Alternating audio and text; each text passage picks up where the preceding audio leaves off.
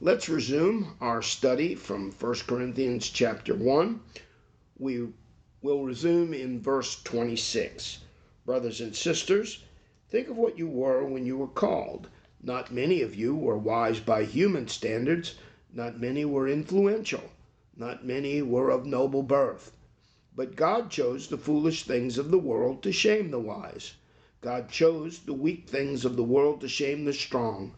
God chose the lowly things of this world and the despised things and the things that are not to nullify the things that are, so that no one may boast before him. It is because of him that you are in Christ, who has become for us wisdom from God, that is, our righteousness, holiness, and redemption. Therefore, as it is written, let the one who boasts boast in the Lord. And so it is with me, brothers and sisters. When I came to you, I did not come with eloquence or human wisdom, as I proclaim to you the testimony about God. For I resolved to know nothing while I was with you except Jesus Christ and him crucified. I came to you in weakness, with great fear and trembling.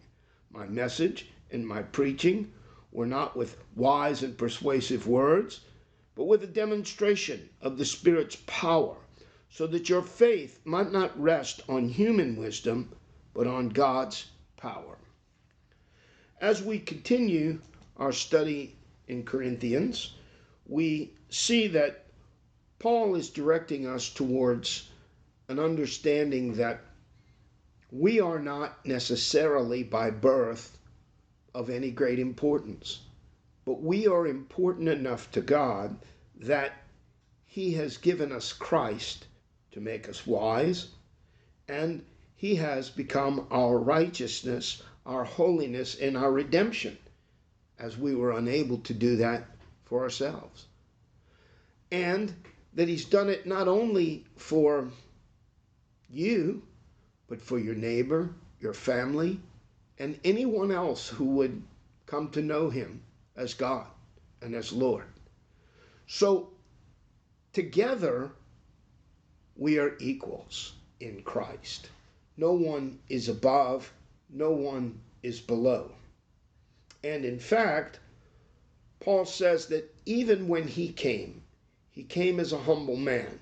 He came with a certain amount of fear and trembling. He came with concerns and anxiety. But he came not boasting in himself, but boasting of what God had done for him. And in this, the power of God was revealed. It's true. Many times we get caught up in doing things the world's way. Even the disciples together at the Last Supper were arguing about who would be the greatest in the kingdom of heaven. And this after Jesus had demonstrated that, in fact, they were all supposed to serve one another and wash one another's feet in symbolic terms, meaning they were all supposed to serve in order to be great, not be served. And yet here they are arguing about who is going to be greatest in the kingdom of heaven, measuring by worldly standards. Brothers and sisters, we are equals in Christ. All have sinned and fallen short of the glory of God. It is only by the grace of God that I have an opportunity to be on the radio today and to share a message with you. I wish that we were face to face, that I might learn from you and come to grow because of you. But in fact, just by virtue of the calling to teach, I have to study. And as I study, I learn. And in fact, any message that I bring, I always have to hear as well. So, thank you. Thank you for being an audience. Thank you for being a mentor to me. Thank you. And let us remember, we are all in the same humble circumstance before Christ, unable to do it for ourselves.